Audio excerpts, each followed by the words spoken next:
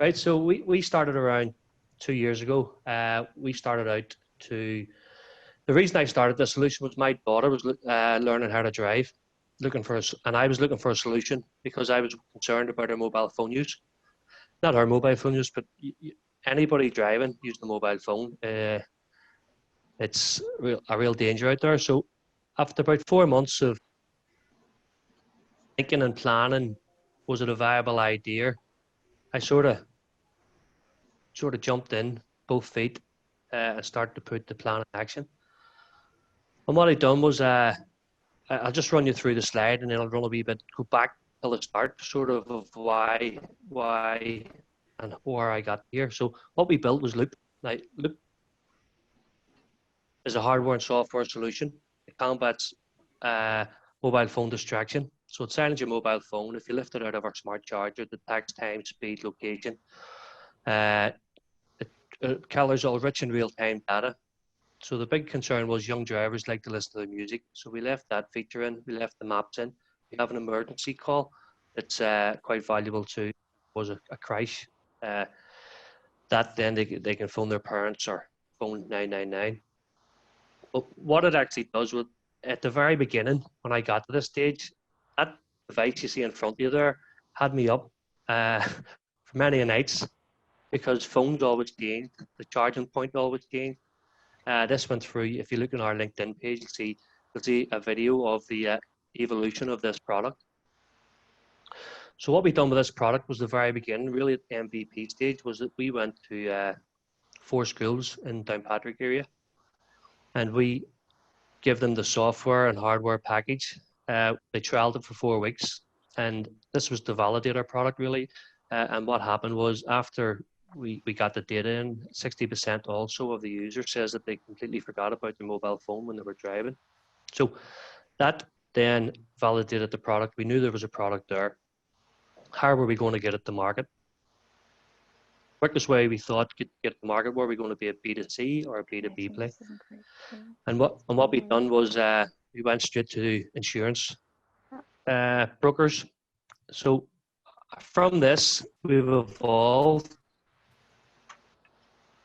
The product's quite nice. It's ready to launch with Liberty, the Republic of Ireland, and it has some nice features, as I say. UX, UI work has completed really well. It gets a lot of valuable data for the insurer. This here reduces the end users, customers for the policies. And then we've done and built the back end service to this as well. And then we have another product that we launched and partnered up with Bosch in Germany. And we bought this other telematics product, which is really smart to what's on the market at the minute. And we have a few big brokers in the UK really interested in this, and their customer base is 6 million people or 6 million drivers. And again, we've gamified it, made it look nice, we've put it in the hands of a lot of testers, and the feedback's been absolutely fantastic. We have it out there in capacity under harsh trialing environment, and everything's coming back really, really positive for us. So we're ready to launch this product as well, only COVID came in. So that's the products. And then again, I'll just go back to the beginning of how I got to here. So as I say, at the very beginning, I was working offshore and onshore, so I had 4 weeks on, 4 weeks off, and I knew that the product was validated and we wanted to get it out there. So I was very keen and eager to throw as much money as possible, my own money at it. So I bootstrapped this for as long as possible, but I knew that there was also help out there. So I approached InvestNI, and Rachel, I tortured them. I did torture them. I had to go to them 3 or 4 times. I got knocked back until they, until they give me an innovation voucher, and that put me. Right. Okay. That well, I at was. least it's an expectation for me, anyways, which is good. Yeah, don't give up. So I then approached Wiseart down in Letterkenny, and we got in touch with Dennis Bourne, who's now our CTO, and he built out the Android version of it. Then we needed to. So what we done then was. Sorry, go ahead. Sorry, okay, I'll ask questions at the end. Sorry, I'm interrupting. So what we done then was we got that version out there, Android and testing, and then we went on and we built iOS. So we got Oliver Ferris. He joined us, or started part of the team. The So line on bed there. we contacted a large broker in UK, and their customer base is 2.4 million. They helped us from the very beginning, and they built this product along with what the market needs. So we were in a great position to have, at the end of the trial period, the R&D lasted about 18 months. We really finished this product December of just last year. And the uptake on it was ready to launch one of the biggest insurers in Ireland. So there's definitely a need for our product. But we also found there was a need for another telematics product. So along that journey, we built a team. And last year we raised our first investment, really. And that helped us build the team out now to 7 people. So we've actually moved quite fast within the year. But the hardware is a challenge. And what we wanted to do was sort of work with the insurer to give the end user a better price in their policy, but also reflecting around it. We centralize around road safety and protecting road users and making a safer road and a safer environment. So the other product that we have here is Loopmatics. Loopmatics was ready to launch again March, only COVID came in. This is who we partnered up with Bosch about. It's been difficult along the whole journey at times, and mind-numbing. My background's not tech. As I say, I'm offshore engineering, heavy lifting background. But I took the challenge, and I'd done a few pitches at the Raise events and working closely with people out there. Anybody out there that wants to, there's always help out there. And that's what I find about Belfast and Northern Ireland. People always want to help you, which is fantastic and great. So again, we built a team now. We're actually looking to employ more people at the moment. Although this here time, as Jenny said, there is some great talent out there who's unsure about the future, and we find that that's actually a bonus for us. We've had companies come to us now over the last 3 weeks looking for a different solution, as everybody's car is sitting on their drive, and they don't want to be paying 365 days a year for their insurance. So they're looking at our product for a UBI solution to that. And the customers that we have coming to us, again, are big players. And to think about 2 years ago that this was just a simple idea and how much it snowballed and grew, the team is absolutely blown away by actually what we've achieved, who we're talking to, and our roadmap for the next 18 months. Everything looks really fantastic for us. And I'll take any questions or join in the banter, or is there anything you just want to know, or what keeps me awake at night and what doesn't keep me awake at night? That's really interesting. Mel, in terms of kind of, I suppose, the journey, going from the idea, taking those first steps, relating back into where Rachel is, you know, did you do much of that, as you say, market research down to Downpatrick and talking to the schools? Those are the end users. Yeah.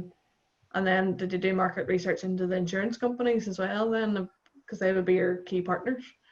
Yeah, so I identified the market of who the product was for at the beginning, and that was the young drivers. So again, it's just a matter of identifying who the product's for and identifying the quickest way to market. I thought we would have been a B2C play at the beginning, but the quickest way for us was B2B, because initially young drivers buy insurance. So it was the carrot on the stick. So the insurance companies then offer our product with the carrot being that you get a lower premium, and hence they basically do the selling for us. But yeah, it's all about identifying that who's going to be a user and trying to team up or partner up with a company to trial your product, champion your product, help you build your product, and then that's how you build a partnership. And that's what we have done from day one. Our first day, once we started talking to this broker, they've championed us, and they're huge.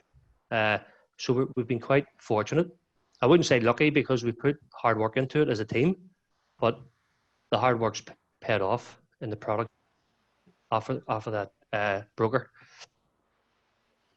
And I suppose from the insurance point of view, how did they the value in quantifying the product, because you're obviously building it out, and the question really is about that early stage when there's data still being gathered. How do you partner up with this vision that you have nothing to show at the moment? That really early, is it relationship building, or how Yeah, do you?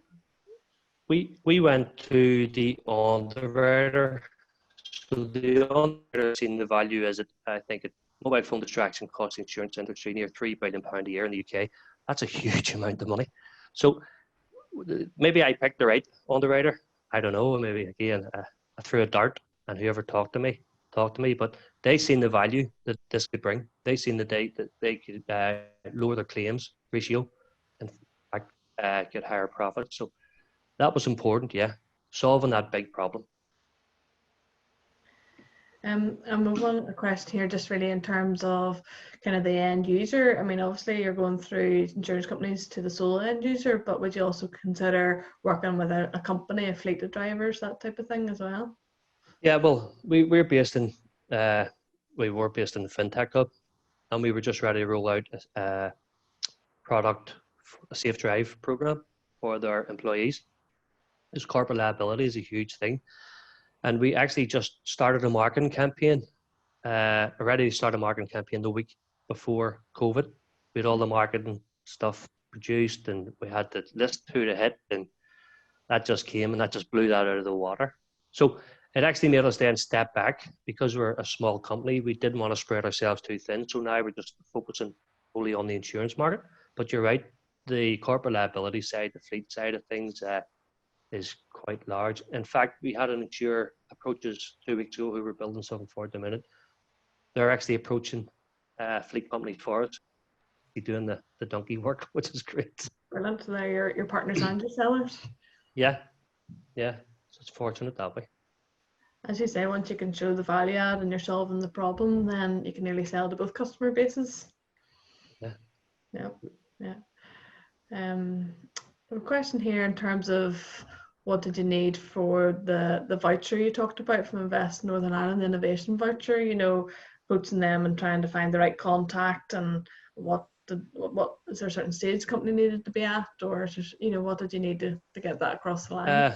That was a difficult one, because it started to sort of knock the pan out of me a bit, knock the steam out of me, because I went to them, and it's not that they couldn't see the actual product or where I was going. It was actually something quite so, like the wording of it, of how it was written. And I had to have 2 meetings to explain it in more detail. But that's why if I had to give up the first time, maybe it makes their life easy. But I kept persisting, I kept lifting the phone, and I kept pushing hard for them to actually get 2 meetings. And once I got the first innovation voucher, that really got the ball rolling, because it got me sort of building the product then. So I have no background in software. Okay, so then the confidence grew, and I just kept going, and I got another 3 after that. I think then we got an R&D EDI vouchers for them too. So once you get the door going, it builds up your confidence. Don't give up. I think that was from Rachel, was it? Yeah. In terms around your tech, you mentioned you got the CTO. What sort of decisions do you have around your tech? As a CEO, do you have input, or does the CTO lead that? How do you find that relationship? Well, again, I go to him with an idea, see if it can work, and he makes it work. But yeah, there's times he goes, Mel, that's ridiculous. It's not going to work. So he's a fantastic guy, Dennis. And again, found the right person, and he's definitely him and Oliver, like they're a great team to have, leading the tech. Is it a bit of a debate we quite often have and raise in terms of how to find the really good CTOs, and they are hard to find. In terms of, did you kind of work on a contract basis to get started and then bring them into the team, or was it all feet in? No, he worked on a sort of contracting basis at the beginning. Yeah. But if I had been contracting him for 15 hours a week, I knew he was a star when he was working 40 hours a week, because he's seen the vision in the product. And yeah, that's what Harry knew, that that not only was his judgment calls right and building the tech was good, it was solid. Yeah, he was really putting the effort in as well. So it is. It's a hard mix of how do you pick your CTO, when's the right time for them to come in. But I think it's like shadow, but you feel to see if the right person fits. Heard a lot of horror stories as well. Yep. This is one in terms of the design. Some of the slides you showed there were really good design, really strong. Would you just see yourself as a design-led company or product-led or both? Definitely product-led. Yeah, there is a lot of effort goes into design, and we from the product, we're sort of panicky over everything. We make sure it's right. I know I've read stuff about like building too much of a product and out so much. We're product led, but design wise, we've actually just started a person there who's working in house because we knew that was where our weakness was, and we do need to make it look nice as well.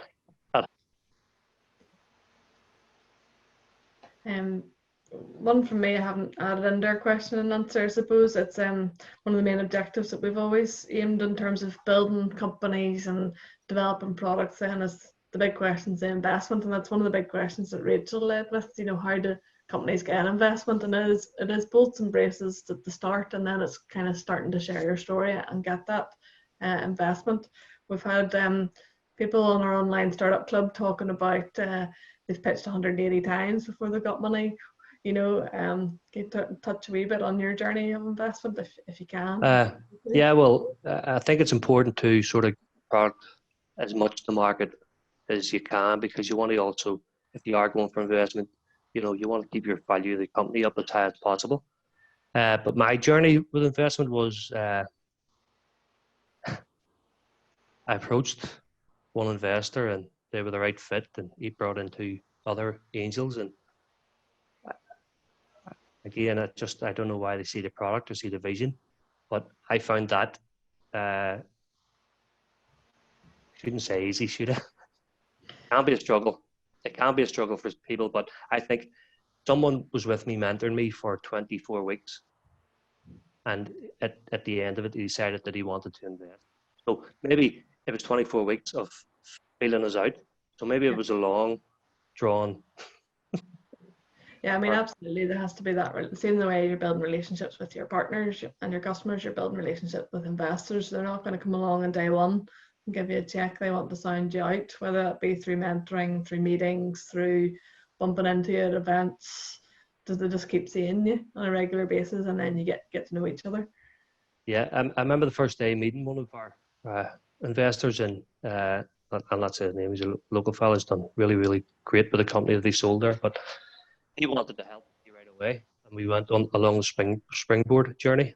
Yeah, so he's a great mentor as well, and it's so important about investors is good to get their money, but we didn't just want the money; we wanted their domain expertise, and the other two have domain expertise in insurance. So it's all about adding value, not just money. In terms of kind of the touch on it at the very start, the software and the hardware element, I think we've at least two founders here, Brendan and George. They're both working on software and hardware developments. So what do you think in terms of explaining that as an investment proposition? Because it's harder to potentially scale the hardware part than it is the software part. I run into a lot of difficulties with the hardware. Hardware was a nightmare, and at the beginning I was throwing a lot of stupid money at it. And again, looking back, I learned an awful lot. And what I've done, I don't know what you're building hardware wise, George, but I wished I'd have reached out to a college at the beginning and opened up a voucher for those, because again, the college then has all the knowledge there, have the resources to help you along, and it didn't cost me much. And I found that I was with a designer for 9 months and spent a lot of money. And I went to a college I was running out of money, so I went to college, and they finished the project for me in half the time, because they're not actually in it for the money. So I don't know what you're building or how you're building it, but there is other routes out there. Definitely try the colleges for the hardware side of things.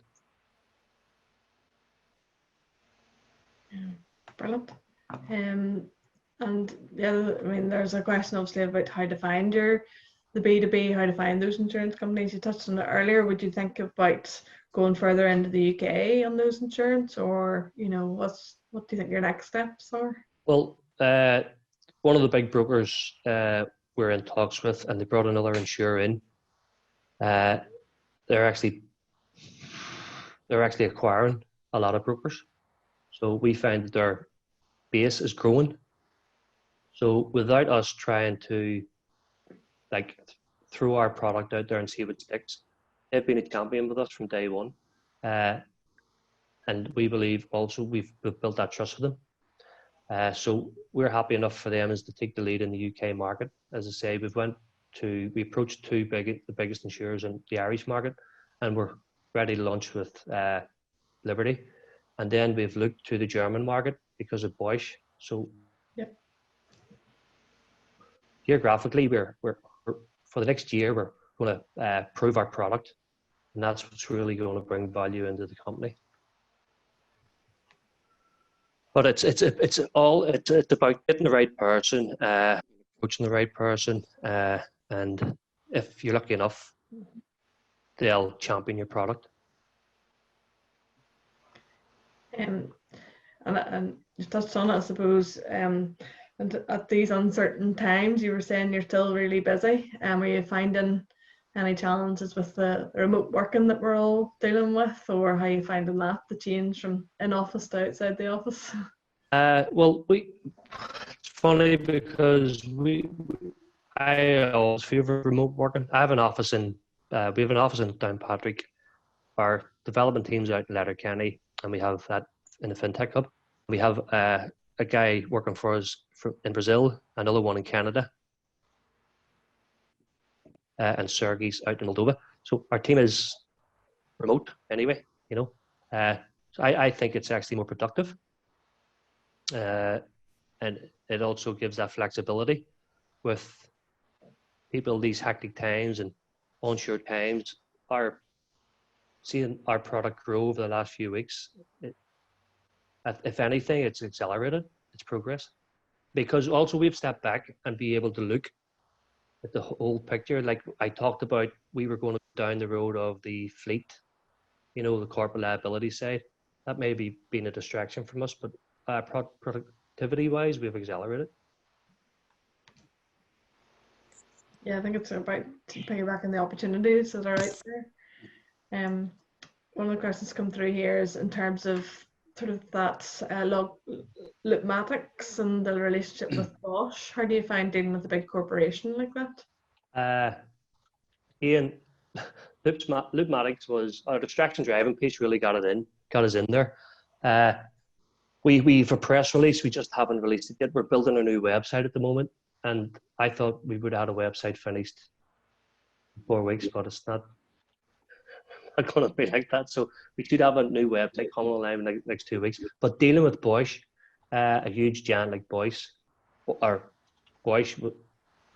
worked in Germany for a long time, so I know their mannerism and I know their dealings and how they get on. Yes, they're very professional, but I found it. We sort of went with a proposal of what we could do with this device. This device is actually quite unique to what's on the market at the moment.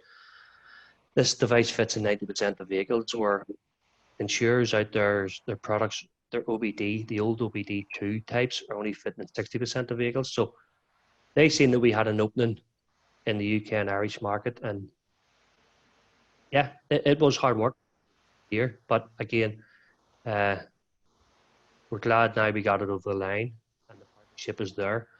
We have another telematics provider, which we have a partnership on the table, which in that moment want our software on top of their hardware product.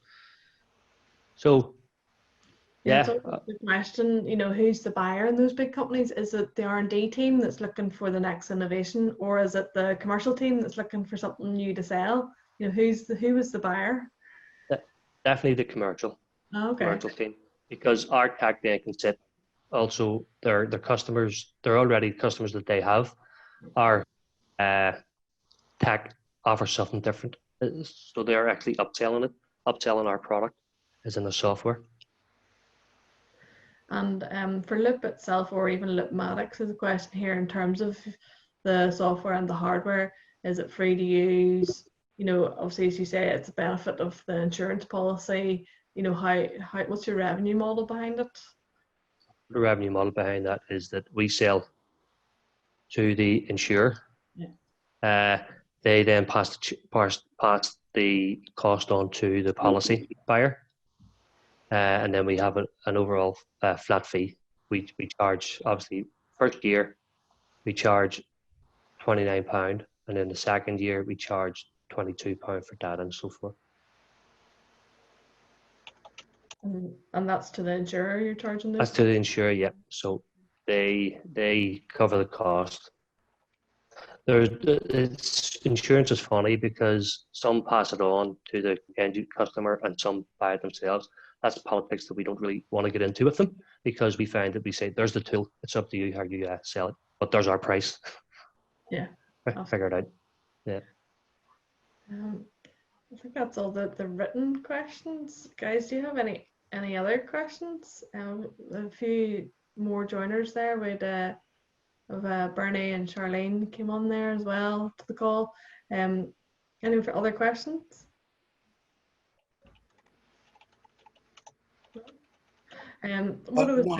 No questions, no. Thank you. Cool.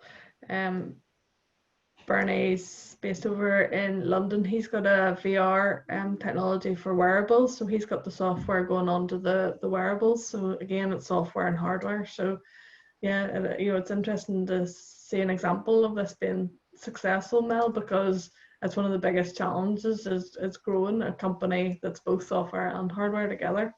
I know. We've got the grey hair to prove it. Yeah, it's a huge challenge. So fair play to anyone that takes that on. Yeah. Hindsight, I wish they would have just stuck with software. As I say, I had many sleepless nights over the hardware, but the most challenging. Sometimes as part of the startup club, we kind of just break up into slightly smaller groups and have just a bit of a Q&A. We have the luxury of breakout rooms within Zoom. So Mel, are you happy to stay around for a little while longer, or? Yeah, if anybody wants to, yeah. So what I was going to try and do is just create some breakout rooms, maybe for about 15 minutes or so.